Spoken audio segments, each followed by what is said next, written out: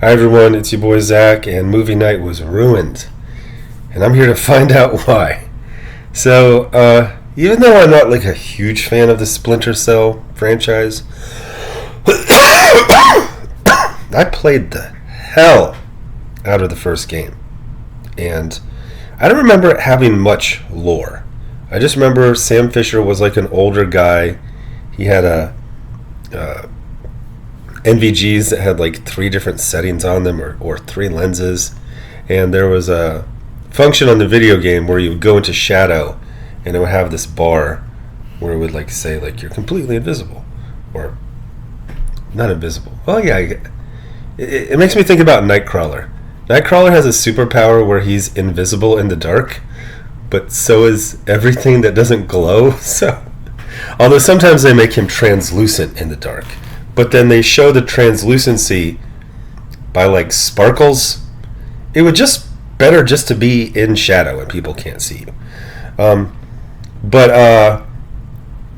I watched this show, not enough to do a review, but enough that I was so excited about this show that it's like I invited a friend over for movie night, and it was like a whole thing. It's like, we're gonna watch this, and it just sucked. And my friend my friend knows the word woke and what it means, but I don't think they are really aware of culture war. And there's a point, a couple minutes in, where you think it's Sam Fisher, although you go like, oh wait, I think this is a woman, and you're like, oh god, it's Netflix.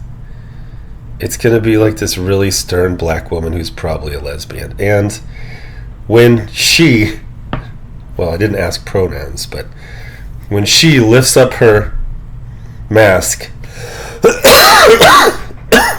and a very dour African American woman is there instead of Sam Fisher, my friend audibly groaned. Like, what is this? And I'm like, I'm sorry, I know it's Netflix, but it's 2025. I thought it was safe. Because there's a lot of good stuff out. And so little of it is woke that the usual shitheads have to like take like Peacemaker season 2 episode 7, freaking masterpiece, and then they have to clip like 17 seconds down and just run with that because things are just good. And I've spoken about how Top Gun Maverick, which was like summer of 2022, basically nothing woke has been greenlit since then. Now there's things like video games and animation, especially animation for a major franchise where it takes a lot of negotiation and approvals and things like that. So they got this, what is that game, Intergalactic?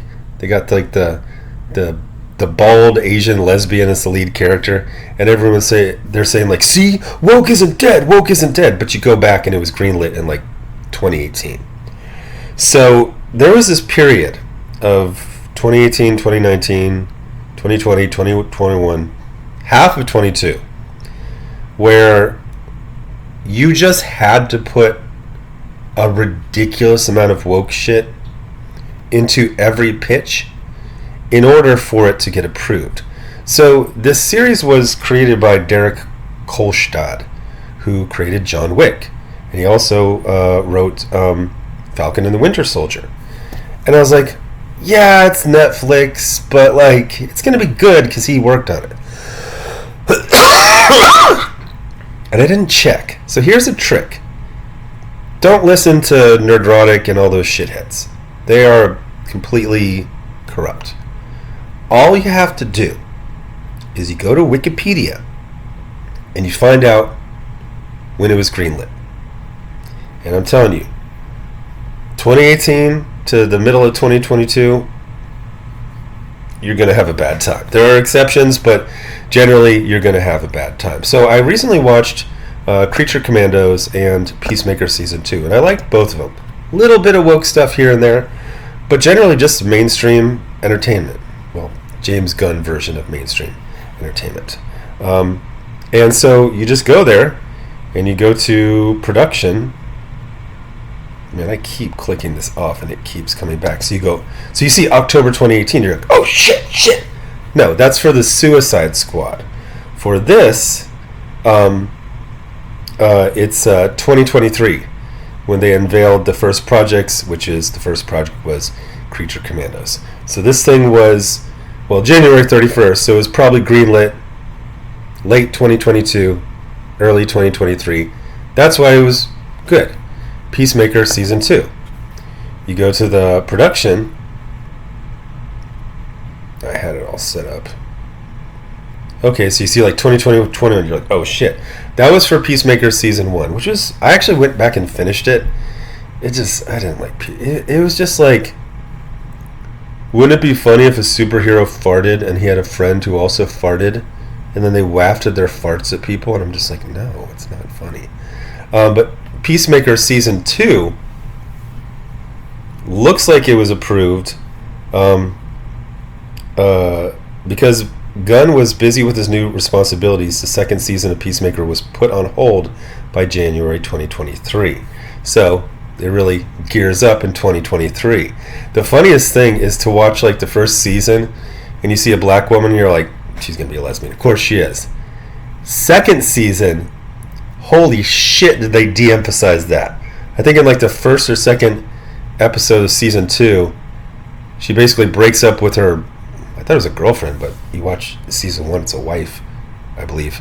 And then they bring the lesbian back in like then they don't mention the character being a lesbian at all for like the entire season. And then in the final final episode of Season 2, she like really breaks up with her wife or girlfriend.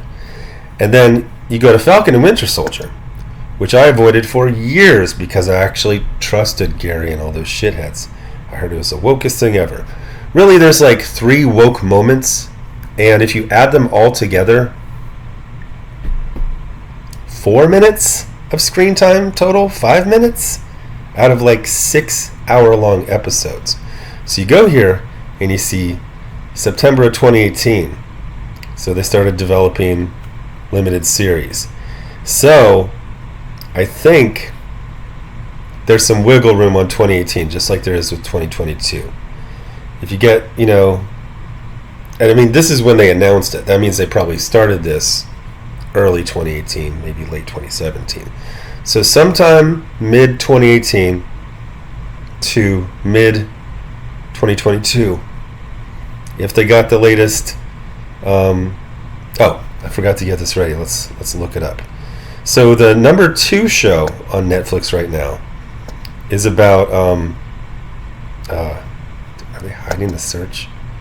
Whatever. It's about Marines. So all my Marine buddies are like, hey, did you watch a show about Marines on Netflix? And I'm like, which one of the lead characters is gay? They're like, only one of them. Like, how many lead characters are there? 2. So I would bet, if I had gotten this ready, I don't even see where the search function is on this. Is it here? I'm cracking under the pressure. Oh, right there. Okay, so Power Broker. Okay, so let's go to Boots. Boots, there it is. American Military Drama Television Series. So this is Boots, about a gay Marine. No, I didn't just repeat myself. In the 1990s, Cameron Cope, a closeted gay American teenager, impulsively follows his best friend, Ray McAfee, into the United States Marine Corps. I watched a couple of clips and saw actual Marines on TikTok reviewing. I mean, like, they're still on active duty. So now, obviously, this is 1990s versus modern day, but these guys they probably went through boot camp, probably late 90s, early 2000s, and they're like, yeah, the gay thing, whatever, it's Netflix. Mainly, it's just not very accurate. But let's look at the production. Development. Boots is produced and is inspired by the 2015 memoir, Exception to the Rule. It received a series order in May 2023. So, again, it's a rule of thumb. It's not perfect, but generally, mid-18 to mid-2022. However, there are exceptions. Series order for May 2023. Okay. So what I'm saying is, as I often say, things are so good right now, just so incredibly good that you're just basically whatever you like, you're probably drowning in it. This is all the backlog of comics I still have to get through.